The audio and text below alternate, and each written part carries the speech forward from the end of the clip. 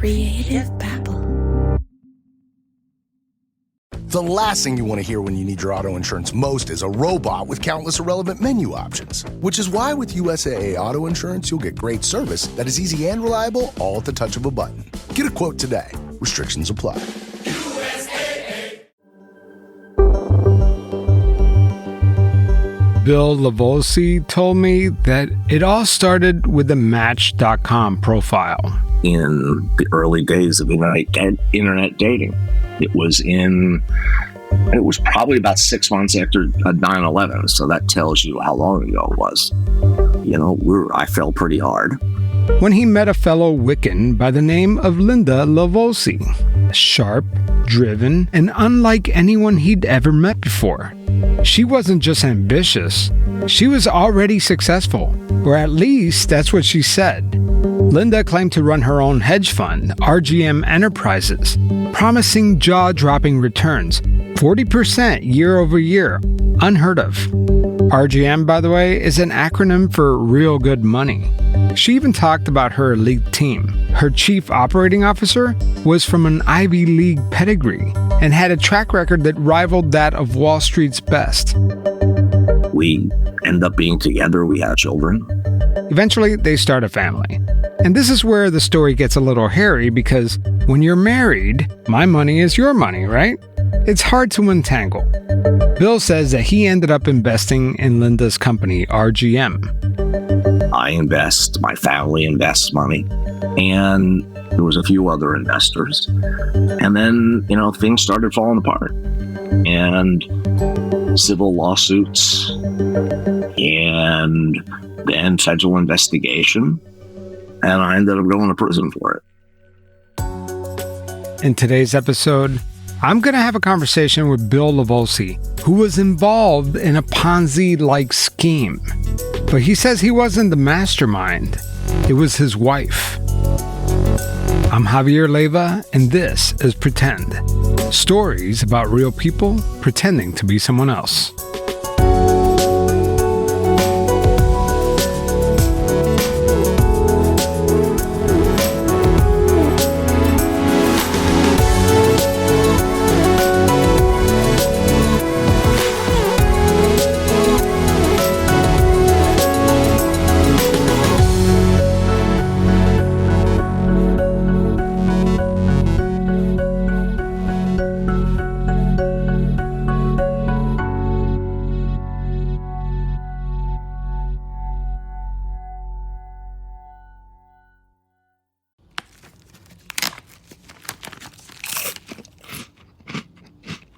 Uh-oh, the last cookie. You can get a new box of cookies in as fast as an hour with Walmart Express Delivery.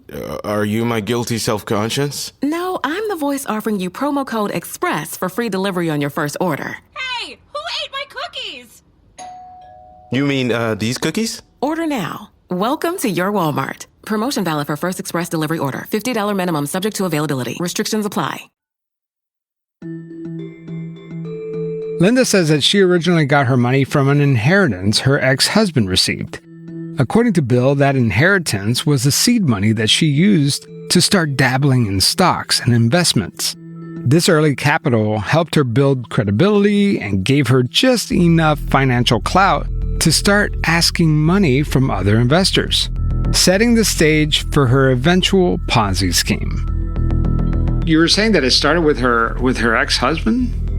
The way I understand it, and this was just from going through the discovery material, it essentially started with him because he got some inheritance money. From that inheritance money, she started playing around with, stocks and things like that. Bill says that he ignored every red flag. Others might say that he turned a blind eye. I mean, he should have known, right? Linda claimed that her hedge fund offered 40% annual returns, an extremely aggressive and unrealistic rate in the world of legitimate investing. And when Bill started poking around and looking up RGM Enterprises in the Nevada Secretary of State database, he couldn't find it. She said, don't worry about it. It's privately listed. That's not a real thing, by the way. You cannot privately list companies. And I'm making really good money. We moved to Oklahoma. And she used some of the money to purchase the sale of her other house. She used it to purchase a house out here in the country, but it wasn't anything fancy. I mean, it was, basically a split level house on 10 acres, but it's in a part of Oklahoma that you wouldn't really call wealthy. And then she used other funds to buy a building to turn it into a restaurant. But the honeymoon period didn't last very long. So I remember a process server came in and gave her legal papers. And that was one of the first civil lawsuits. That's how I became aware of it. The lawsuit was the first of many to come. An early investor filed a complaint demanding the return of their funds. The investor stated that Linda failed to deliver on promised returns, and that RGM Enterprises, Linda's company, was not a legitimate investment firm. Bill says that he confronted his wife Linda about this. What's this about? Oh, it was about its investment. If Bill didn't know that his wife was involved in a financial scheme, he knows now, right? And that's how it started.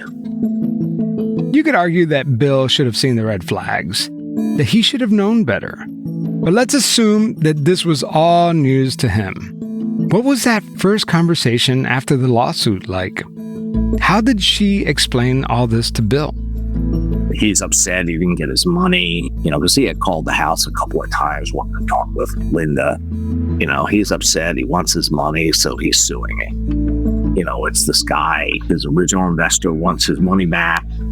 And he hired a really aggressive attorney in Vegas. This is really good, actually.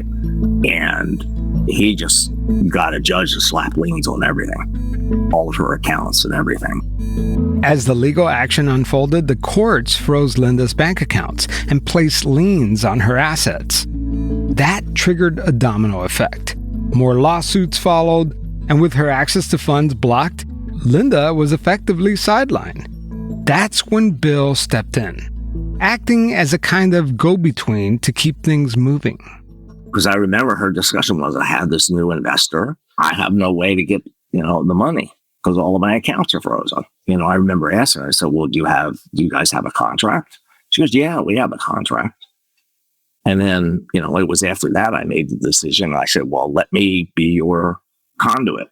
And that was, that's a fatal mistake. The new investor was a man named Elwood Bartlett, and they met up in Las Vegas to talk about this new investment opportunity. Elwood Bartlett, by the way, is a self-proclaimed witch who goes by the name of Bunky. Your children asked for your presence here today. Back in 2008, when this video report was published, Bunky was a humble high priest who led a coven of 6 witches. We bid you hail and farewell. Hail and farewell. This is video from an AP report after Bunky won a mega $1 million jackpot. What's the first thing you would do if you won a $33 million lottery? A new house, a new boat, maybe a private jet? Nope, not Bunky. He planned to open a real-life Hogwarts. A school for witches in Maryland. Willow Springs Sanctuary. When you have that kind of money, if you have a brilliant idea like that, you just gotta move on it. And that came to me out of the blue, so, we're gonna go for it. I'm not looking to create 50 million covens and have it spread worldwide, and no, if that happens, great. Bunky doesn't strike me as the most sophisticated investor. He struck gold and was dropping cash funding on all his hobbies. He started a record label called Kabunk.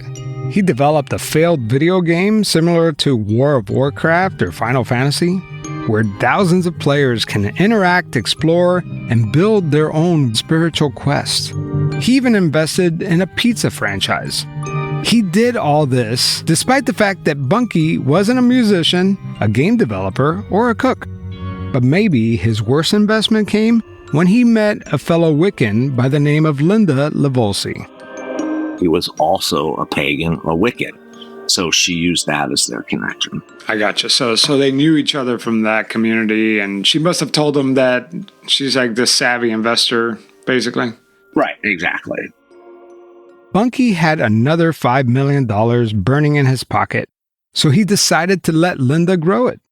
The problem is, all of Linda's assets were frozen because of the lawsuits, and she didn't have the means to continue her scheme. That's where her husband, Bill, comes in.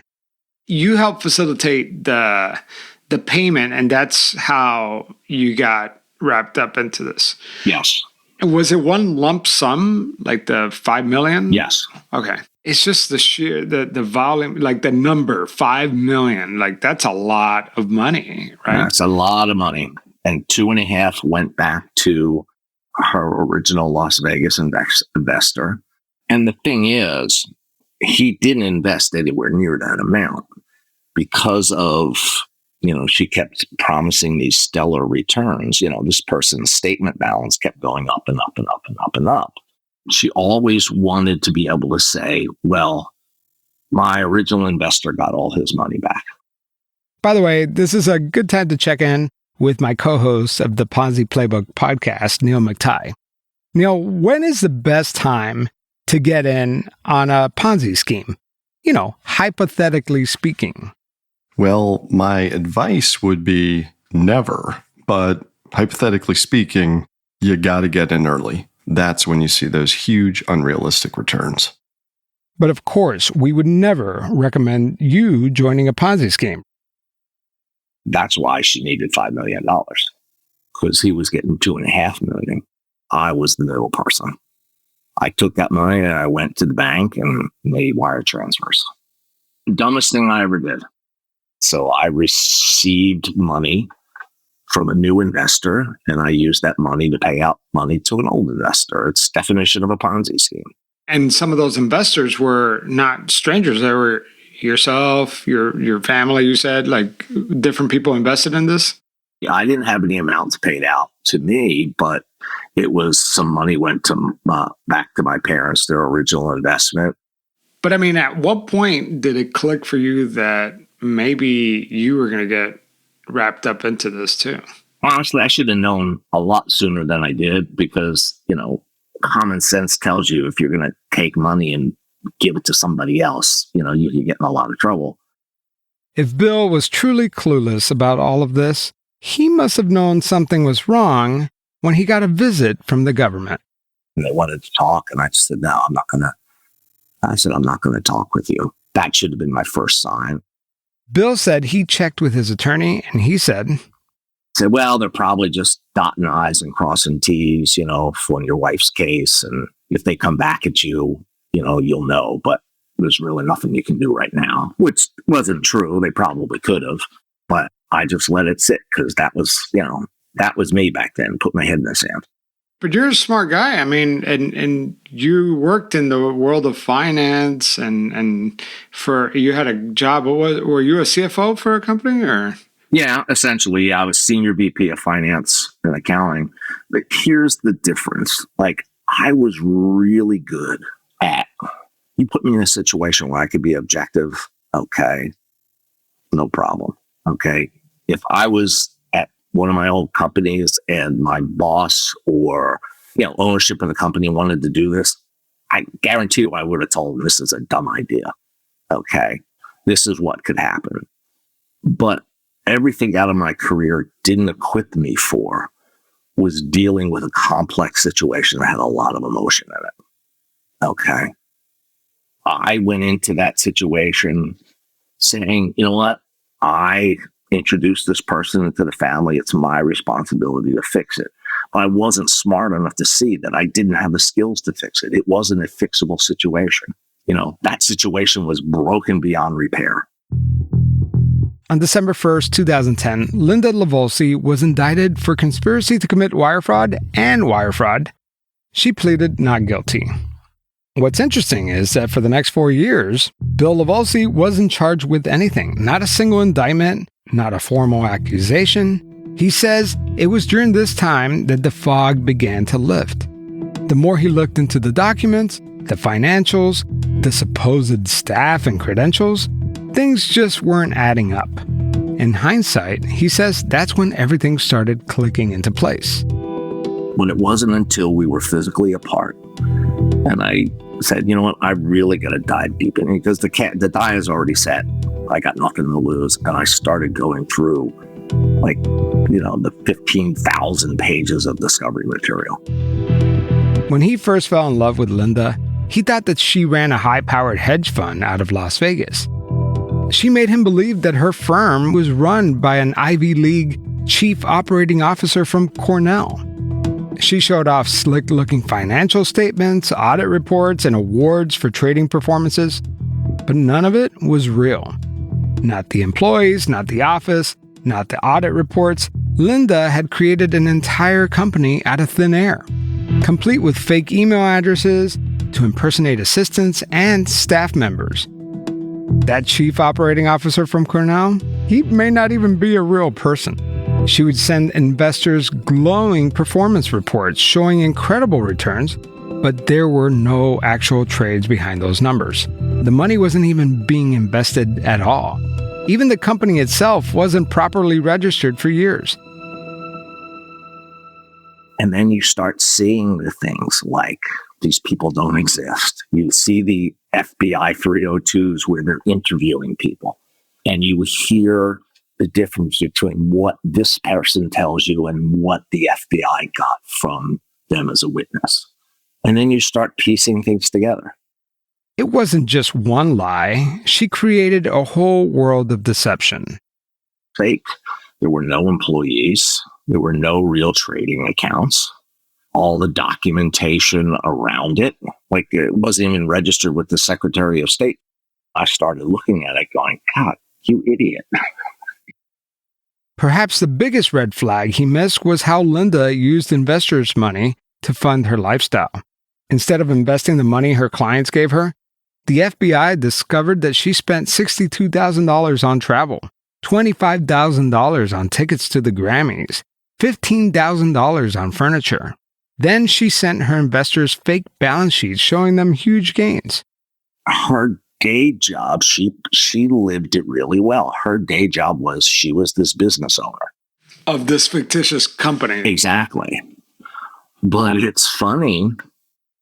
I remember, and this was, the ship had already sailed at that point, but I remember when I was gathering up all the information that we needed to supply to pretrial services. Like one of the things they want is tax returns and stuff like that. So I had all of my tax returns for years, and our earnings statements all said zero. There was no earnings whatsoever. And it's like you look back on that and you go, oh my God, the person never had a real job, ever. All the places she said she worked, like Morgan Stanley and Merrill Lynch, she never worked for any of those companies. I mean, she did. She would have had earnings, would have had tax returns. It's incredible how constructed this all was. And you said you missed a bunch of red flags. I mean, what were the red flags? The first one, and I remember it to this day, before I started investing, I said, well, let me look up our company on the Nevada Secretary of State website. Couldn't find a listing at all. So I asked her about it. And she said to me, she goes, oh, well, I paid money for a private listing, so you have to pay to get that. And I'm like, oh, well, I didn't bother to follow up. I didn't bother to say, is there such thing as a private listing on a Secretary of State website? All right. There's no such thing. I mean, I was stupid enough. That's public information. If you have a company, anybody can have access to it. The other one I remember, we were together a little while, and I was gonna have a birthday party for her. So I emailed her, and I'm using air quotes, her assistant, separate email address. Within about 30 seconds, I get a phone call from her saying, hey, she told me about this, and I don't want any parties. I don't want this. Thing was, I was going to invite all her coworkers to the party. Well, the reason why she killed it, which I didn't put two and two together at the time, was that she had no coworkers. They were all fictitious.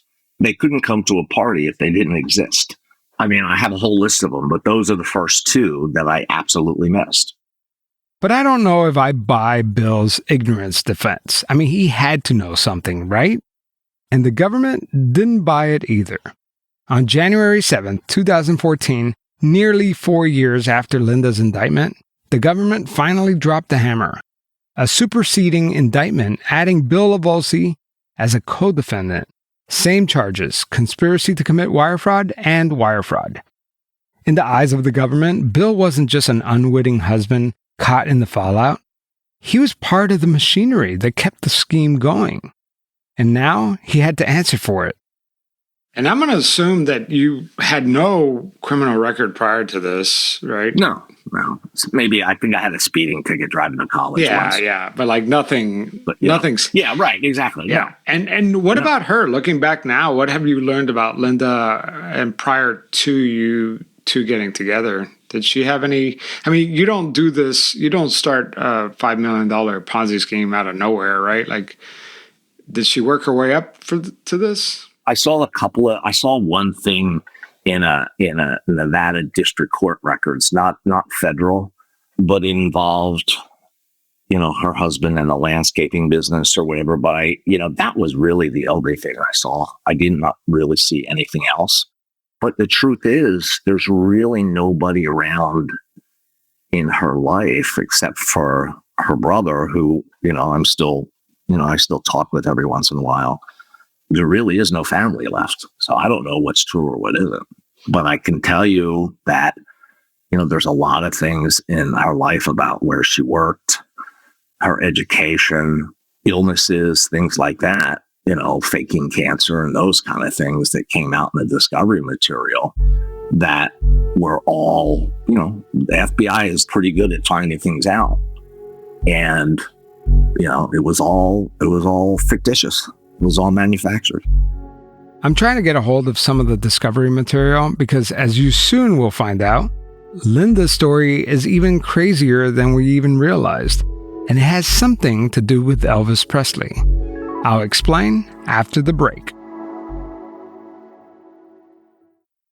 Spring is here, and you can now get almost anything you need for your sunny days delivered with Uber Eats. What do we mean by almost? Well, you can't get a well-groomed lawn delivered, but you can get a chicken parmesan delivered. A cabana? That's a no. But a banana? That's a yes. A nice tan? Sorry, nope. But a box fan? Happily, yes. A day of sunshine? No. A box of fine wines? Yes. Uber Eats can definitely get you that. Get almost anything delivered with Uber Eats. Order now. Alcohol in select markets. Product availability may vary by region. See app for details. Springfest deals are still in full swing at Lowe's. Right now, get 5 bags of Stay Green Premium Color 2 cubic foot mulch for only $10. And get up to 40% off select major appliances. Plus, save up to $300 when you buy 2 or more select GE kitchen appliances of $396 or more. Lowe's, we help, you save. Valid through 4/16, excludes Alaska and Hawaii. Selection varies by location while supplies last. See Lowe's.com for more details and qualifying items.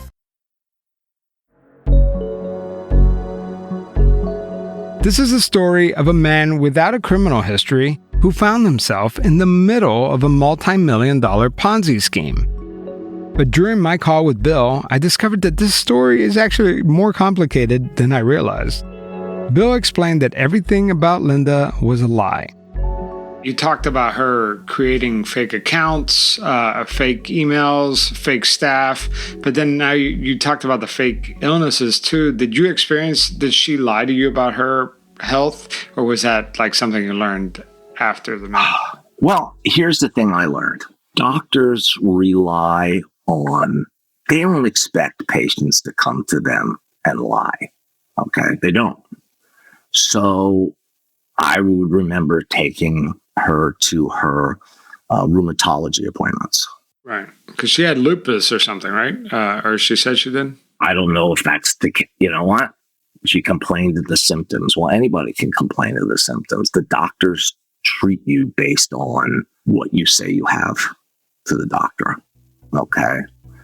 So I took her to tons of doctor's appointments, but were they actually real? I don't know. Did we talk about where is she now? Like, have you heard from her? Or like, well, she was living with her sister in Missouri. with the woman who did the Graceland thing. Wait a minute. Are you kidding me? No, they live together. You mentioned that, and I go, there's no way that that's the same Linda. Yeah, it's the same Linda. Are you kidding me? The surprising headline involving Graceland, the famed home of Elvis Presley. Elvis Presley's famous estate nearly went into foreclosure after an alleged plot to steal it. It's the latest in the saga surrounding one of the most iconic landmarks in American culture, Elvis's home, Graceland. Okay, maybe you listeners had already put this together, but I definitely did not make those connections. The woman who tried to steal Graceland with the fraudulent loan documents, who you heard from in a previous Pretend episode, Linda is her sister. We even mentioned her when I was reporting the story last year. Yeah, it's the same Linda. I just covered that story, by the way. I know you did. Did you listen to it? I mean, I heard. Yeah, the one you had done it during the summer, but it just dropped kind of recently. I listened to it about a month ago when it hit my podcast feed. So her sister Lisa, right? Yeah. Oh, I'm sorry. I thought you realized the connection. Do you think that? Oh my God! You blew my freaking mind right now. Linda, Bill's ex-wife, is currently living in a trailer owned by her sister Lisa in a trailer park outside of Branson, Missouri. Linda is 2 years older, and her crimes are far more sophisticated than her younger sister Lisa. Lisa was known for smaller schemes like romance scams and check fraud. That's why when I heard that Lisa is accused of trying to steal Graceland from Elvis Presley Enterprises, I thought she must have had help from someone way more savvy. Could her older sister Linda have been involved? By the way, there is no evidence to tie Linda to the Graceland scheme, but man, you gotta wonder. So they're in Branson, Missouri somewhere. Somewhere now. Okay, well, wow. I mean, Lisa's in federal holding in Tennessee. Well, right. But right. Yeah, they were living together. Wow, this is wild. Okay, so wow. Okay, well, let me take a second to connect the dots. Wow, that's nuts. What a small world. Linda Livolsi's trial dragged on for years. She claimed that she was too sick to stand trial, citing everything from leukemia, thyroid cancer, to lupus, pneumonia, a mouth infection, and even total loss of her voice. At various points, she said that she had lung cancer, anemia, severe headaches, vomiting, and difficulty eating. This sounds like a pharmaceutical commercial. Each condition came with a new request for a delay. And it wasn't just health issues. 2 of her defense attorneys quit. One after she failed to pay them, and the other after she allegedly wrote bad checks to cover the fees. But federal prosecutors had questions. So they brought in an independent oncologist to examine her. The doctors couldn't find a single shred of documentation proving that she had leukemia or any serious illness at all. No biopsy records, no hospital charts, nothing backing up her claims. And physically, she appeared all right. No symptoms, normal vitals, blood work that raised no red flags. In the end, the doctors concluded that there was no evidence that Linda had ever had leukemia, despite her insistence otherwise. To the government, this just looked like one more con. I mean, now talk about the family dynamics here. Yeah, because, exactly. Okay, when I was reporting on the whole Lisa thing, she didn't strike me as the kind of person that could pull off a stunt like that. Yeah, you think? That's exactly. I don't know. Give me some background there. She's not. No, she's not. That was when I saw the article, I was debating, do I tell our daughter? I said, well, she's going to hear about it sooner or later. So I sent the story link to my daughter. She read it and she goes, there's no way Aunt Lisa did Lisa did this by herself. What are the chances that these 2 sisters are both in the same family business, of deceiving people and making fake documents? I mean, my theory, and I don't know this to be true, It's just a thought that occurred to me was that, it's probably her father was a bail bondsman and a bounty hunter. And we're talking, rural Oklahoma. They probably saw a lot of maybe not so honest things going on. I don't know. I really don't know. I have no idea. But I can see, somebody who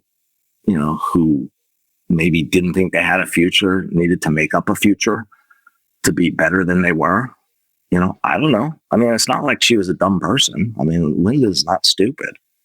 I mean, according to your story, you didn't set out to do this, but you were in it. And then, it's how you react to it when you're in it and how do you get out of it? My family was on one side of me saying, Bill, there is something wrong. There is something not right here.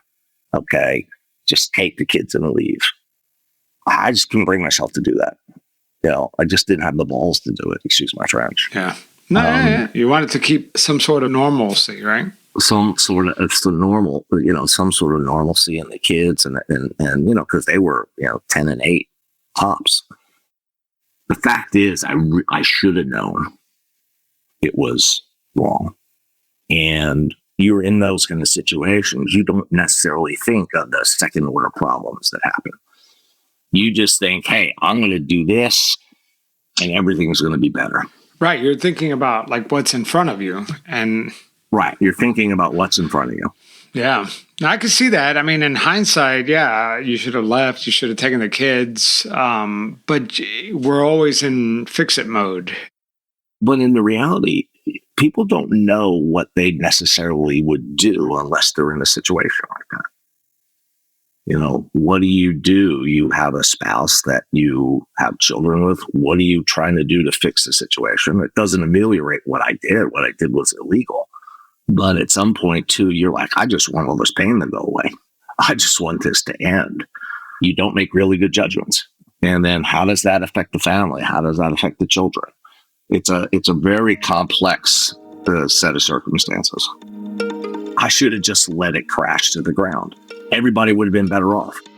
I know, but that when you're in it, that doesn't sound like a good option. No, but it was the right option, but it was the option that I didn't choose. Ultimately, Bill and Linda pleaded guilty to their respective charges. Linda was sentenced to 45 months in prison, while Bill received a 24-month sentence. The judge allowed them to stagger their sentence so that Bill could take care of the couple's 2 children, while Linda was in prison. And when it was Bill's time to serve, he arranged for his eldest son to look after the kids and not their mother while he was in prison.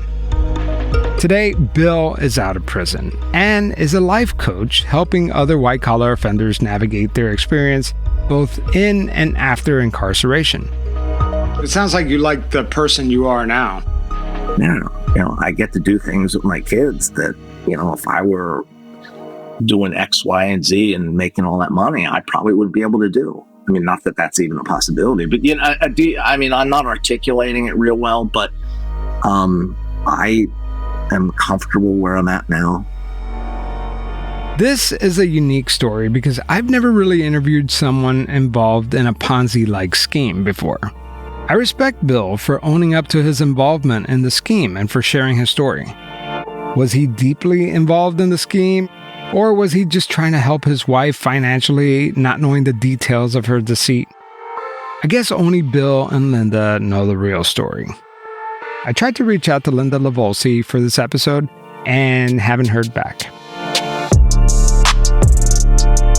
Today's episode was written and produced by me and Mackenzie Ames.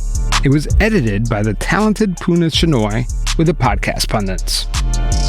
Next time on Pretend. Can criminals fake insanity? We are going to talk with a forensic psychologist who knows all about this. That's next time on Pretend.